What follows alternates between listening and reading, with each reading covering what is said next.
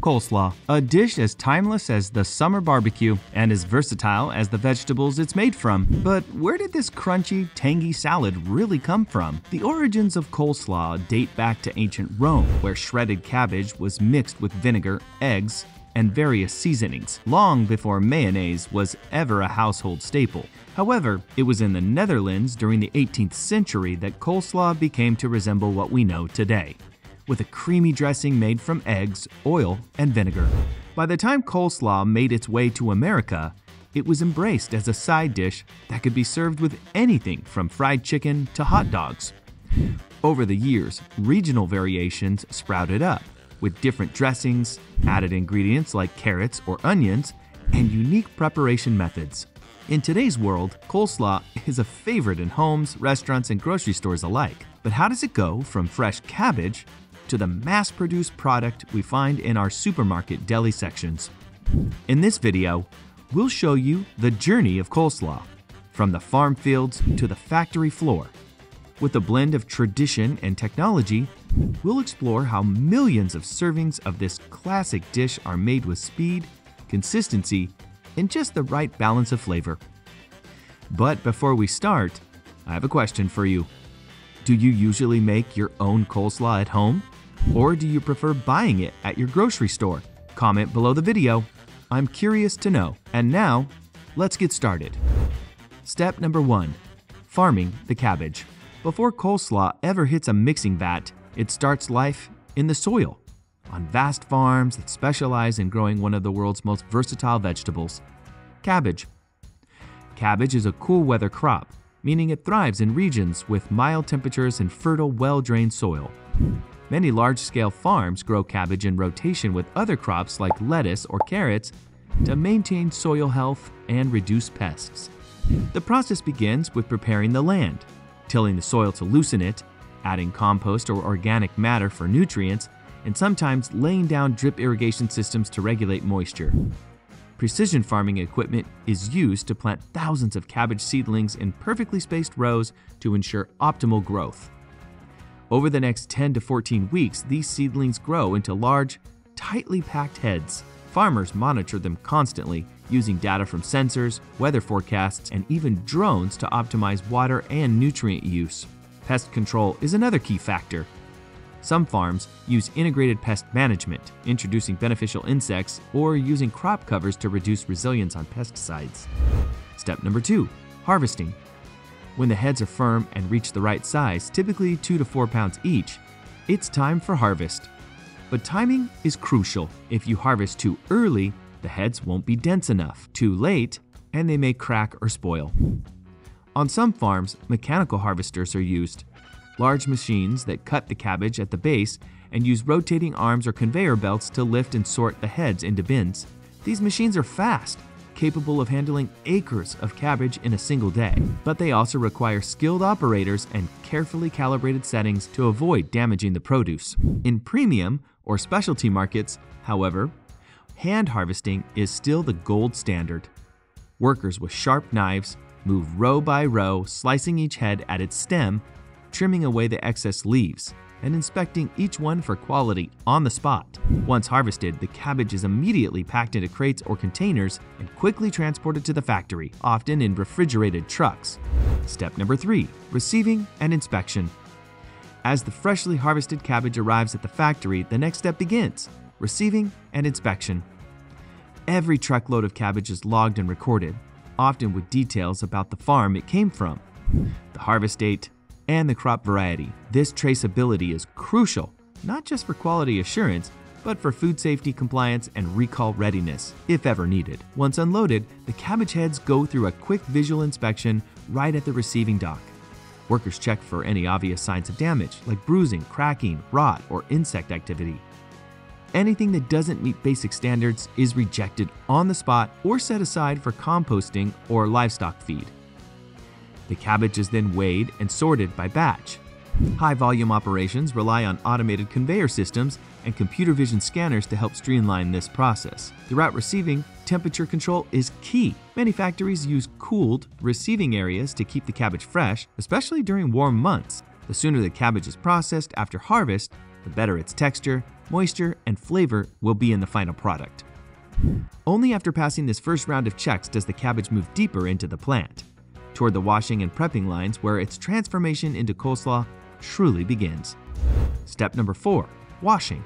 Industrial washing is a multi-step process designed to remove every trace of debris while keeping the cabbage crisp and undamaged. The heads are first placed on conveyor belts that carry them through a series of powerful water jets. These high-pressure sprays blast away surface soil and loose leaves. Then the cabbage moves into large stainless steel wash tanks, where it's fully submerged and agitated. The cabbage is now ready for its transformation into the fine, crunchy ribbons we recognize in every bite of coleslaw. Step number 5, shredding. First, the cabbage heads are cut down to size, either halved or quartered, so they can fit into the shredding machines. These precision blades are incredibly sharp and fast, spinning at high speeds to slice the cabbage into long, thin ribbons. The goal is consistency. Every strand needs to be the same width and thickness for even mixing and a perfect bite. The exact thickness is calibrated depending on the product. Some coleslaw mixes are ultra fine and delicate, while others are more rustic and chunky. Settings can be adjusted on the fly, and operators monitor the process constantly to ensure nothing goes off spec. In most factories, this is also the stage where other vegetables are added. Bright orange carrots are fed into separate shredders and blended in with the cabbage, adding color, crunch, and natural sweetness. Some mixes also include red cabbage or even onions, depending on the recipe. All of this is done in a continuous high-speed flow. Conveyor belts move the shredded vegetables forward immediately after cutting, minimizing handling and preserving that just-cut freshness. Automated sensors may spot check for size, color balance, or foreign objects, flagging anything that doesn't meet strict standards. Within just minutes, whole cabbage heads have been turned into a mountain of vibrant, uniform shreds, ready for their creamy transformation into the mixing vats up next. Now that the cabbage and any other added vegetables are perfectly shredded, it's time for the next crucial step, preparing the dressing. In the coleslaw world, the dressing is what brings everything together. It's where the flavors shine and the texture gets that creamy, satisfying finish. The dressing ingredients are carefully measured and mixed in massive industrial mixers. The base is usually mayonnaise or another creamy dressing, but some recipes add a tangy kick with vinegar or lemon juice, with some factories adding secret spices like celery seed or pepper to give their coleslaw a unique twist. The ingredients are poured into large mixing tanks where they are blended to create a smooth, consistent texture. The mixing process ensures that no clumps or even textures remain in the dressing. For some coleslaw brands, the dressing may even be chilled before mixing to maintain the right consistency. Once the dressing is ready, it's time to combine it, but before that, some factories may test a small batch of dressing to ensure the flavor is just right. A little taste test to guarantee quality control. Step number 7, mixing. The shredded vegetables are loaded into large industrial mixers. Dressing is poured in, and the machines gently toss everything until the mix is smooth, creamy, and evenly coated. It's fast, efficient, and designed to preserve the fresh crunch of the cabbage. Step number 8, quality control. Before packaging, each batch goes through strict quality control. Trained staff check taste, texture, and consistency. If something's off, it's corrected, or the batch is discarded. Some factories also do lab testing for food safety. Only the best product makes it to the final stage. Step number 9, packaging. The coleslaw is portioned and sealed into containers using automated fillers. Each container is labeled with nutritional information, batch codes, and expiration dates. Then it's boxed up and prepped for delivery, all while being kept cold. Step number 10, cold storage and distribution. Once packaged, the coleslaw heads to cold storage. There it waits just briefly before being loaded into refrigerated trucks and shipped to grocery stores, restaurants, and delis, ready to be served fresh. From farm to factory, it's a journey of precision, freshness, and flavor. What starts as a humble cabbage in the fields becomes the creamy, crunchy side dish we all know and love, thanks to a finely tuned process that blends tradition with technology. That's how coleslaw is made. If you love this behind-the-scenes look, hit that like button and subscribe. And just in case you have missed some of the older episodes, we have you covered. We have attached a special selection of past Factor Review episodes to this video. So stay with us and enjoy more fascinating food discoveries. Thanks for watching, and see you in the next episode.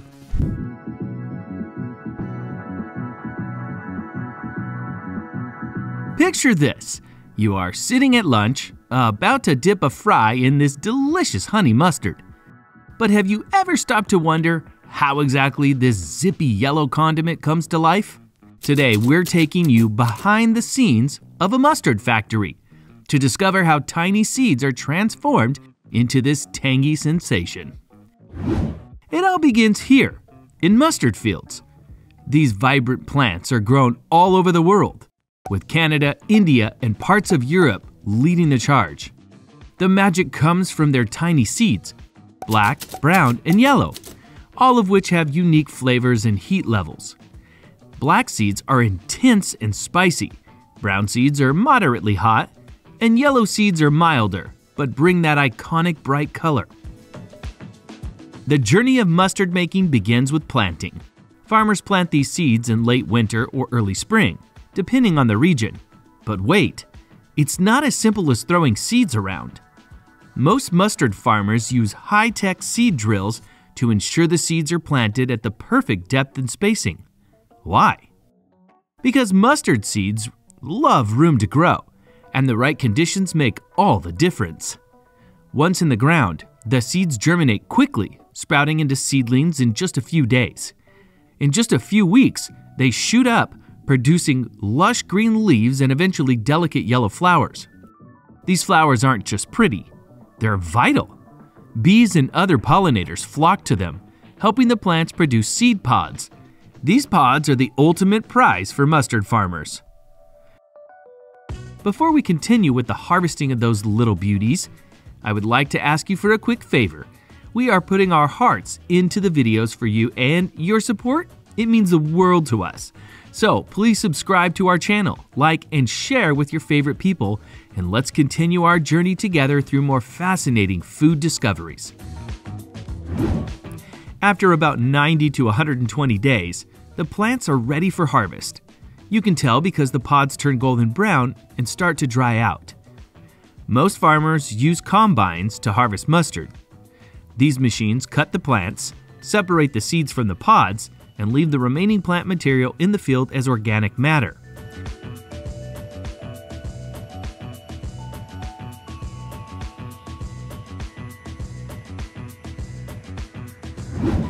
Now, as the seeds are collected from the fields, they are being transported to the factory. The first step? Cleaning and sorting.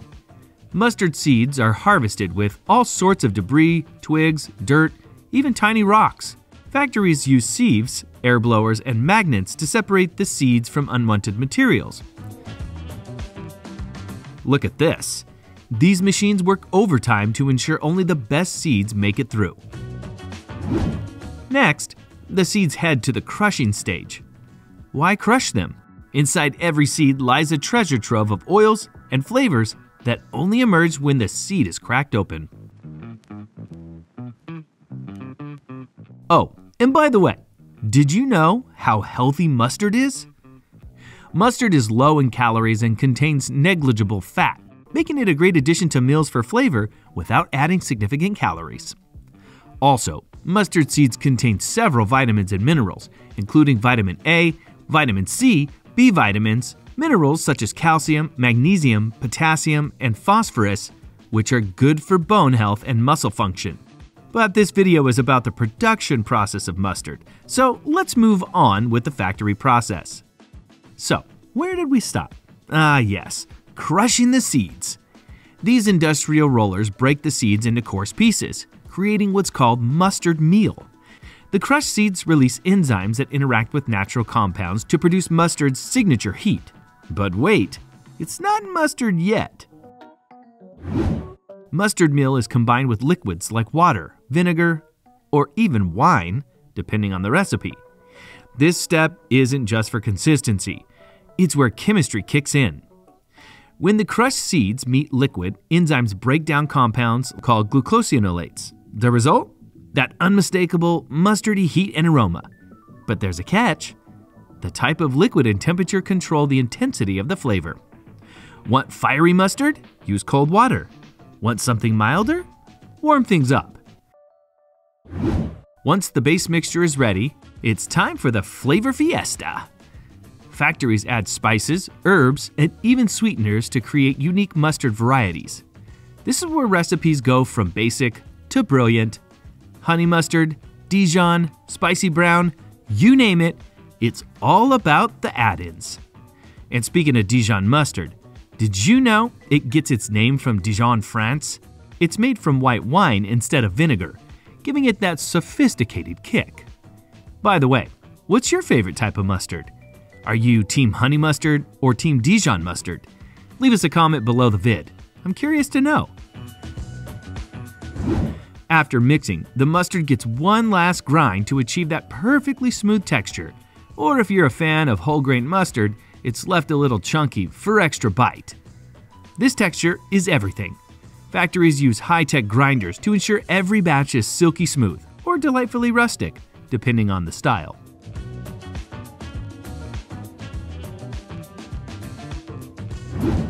Before mustard makes its way to your table, it undergoes pasteurization, a gentle heating process that ensures it's safe to eat and has a long shelf life.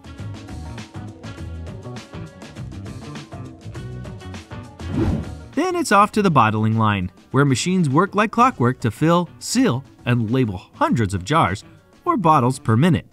It's mesmerizing to watch.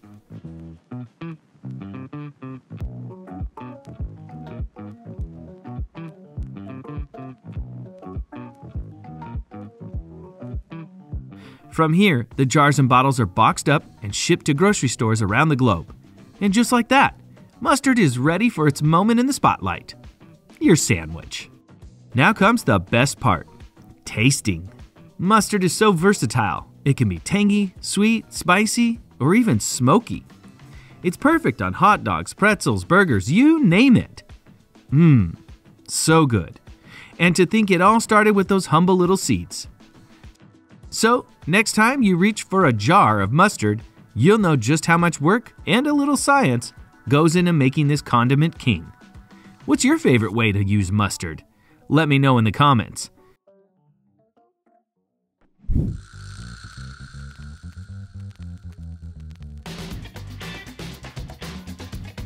Love it or hate it, there's no denying that sriracha sauce is one of the most famous hot sauces in the world. But did you know that the town where it's made once tried to shut down the factory because the air was too spicy? That's right. When the factory was cranking out millions of bottles of sriracha, the strong chili pepper fumes were so intense that residents started complaining of burning eyes and sore throats. There was even a lawsuit that nearly stopped production forever. But don't worry, the hot sauce survived. And today, we're taking you inside the factory to see how those fiery chilies transform into the legendary sriracha sauce. From fresh peppers to that unmistakable spicy kick, let's dive in. Before we get to the spicy stuff, it all starts with choosing the perfect variety of chili peppers. Did you know there are over 4,000 different types of chili peppers around the world? From mild bell peppers to the scorching Carolina Reaper, each type has its own level of heat, shape, and flavor. The heart and soul of sriracha sauce? These beautiful red chili peppers. But before we get to the factory process, let's take you to one of those huge farms and see where those spicy peppers are actually growing. Chili pepper seeds are usually started indoors in small containers to give them a cozy head start. They need warmth, sunlight, and just the right amount of moisture to sprout into tiny green seedlings. After about 6 to 8 weeks, these baby chili plants are ready to move to their new home, the fields. Out here in the fields, chili plants need well-drained soil, plenty of sunshine, and regular watering to thrive. And trust me, these guys love the heat. Chili plants grow fast, and within a few weeks, you'll see tiny white flowers blooming. These flowers are super important because they turn into chili peppers. But wait, it's not that easy. Farmers have to make sure the plants are healthy by protecting them from pests, weeds, and diseases. And let's not forget, these plants need a good drink of water, but not too much. Nobody likes soggy chilies. With the right care, these little green chilies will start turning red, and that's when things start heating up. After about 70 to 90 days, it's time for the most exciting part, harvest time. Farmers carefully pick the ripe red chilies by hand to avoid damaging the plants. Some farms use machines to speed up the process, especially when harvesting chilies in huge quantities. Whether picked by hand or machine, only the ripest, brightest red chilies make the cut. The greener ones get to stay a little longer to fully mature. Alright guys, now we are going to uncover how your favorite sauce is actually made in the factory. The peppers are picked and transported straight to the factory. Speed is key here.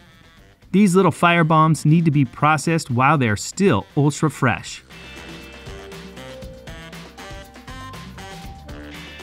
Before we continue with the factory process, I'd kindly ask you for a favor. We are putting our utmost effort into the videos for you, and your support is crucial for the growth of our channel. We would love to create more fascinating food discovery videos for you, so please like our videos and subscribe to our channel. Now that the peppers have arrived at the factory, the first step is giving them a good wash. Dirt, debris, and any unwanted leaves are removed before they move on to the next stage.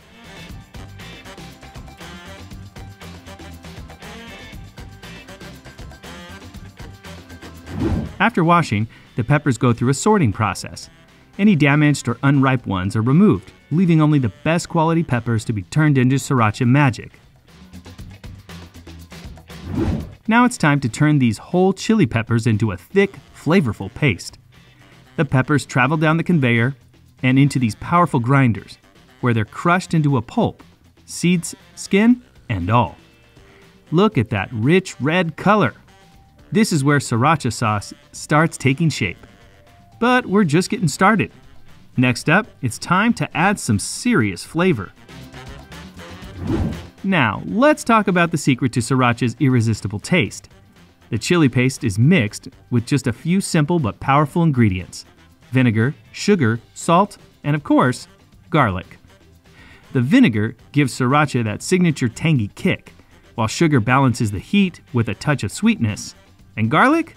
Well, it adds that unmistakable depth of flavor.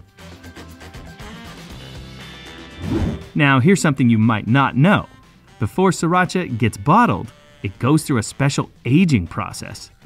The chili paste is stored in these massive containers for several days, allowing the flavors to blend and develop. The fermentation process is what gives sriracha that deep, complex taste we all love.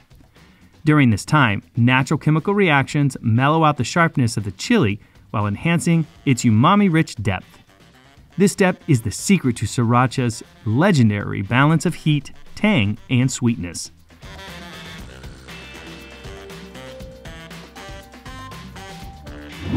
Once the aging process is complete, it's time for one last mix to make sure every bottle has the same bold, consistent flavor. The sauce is also heated during this step, which helps preserve it naturally. No artificial preservatives needed. Now, here's the moment we've all been waiting for. Bottling time. This is where the magic happens. The freshly made sriracha sauce is pumped into those iconic clear squeeze bottles with the rooster logo. And of course, no sriracha bottle is complete without its signature bright green cap.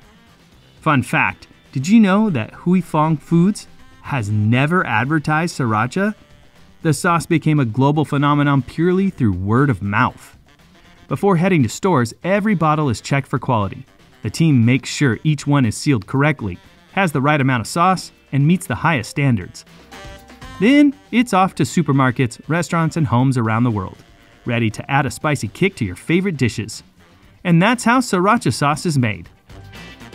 From fresh chili peppers to the bottle in your kitchen, every step is carefully crafted to bring you that bold, addictive flavor.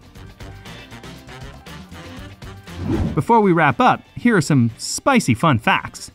Did you know chili peppers contain capsaicin, the compound that makes them hot? The more capsaicin, the spicier the pepper. And guess what? Eating spicy foods releases endorphins, makes you feel happy. So technically, chilies can put you in a good mood, if you can handle the heat. So next time you add a squeeze of this fiery goodness, you'll know exactly what went into making it. And that's it for today's episode. If you enjoyed this behind-the-scenes look, don't forget to hit that like button, subscribe to the channel, and ring the notification bell so you don't miss out on more foodie adventures. And just in case you have missed some of the older episodes, we have you covered. We've attached a special selection of past Fact Review episodes to this video.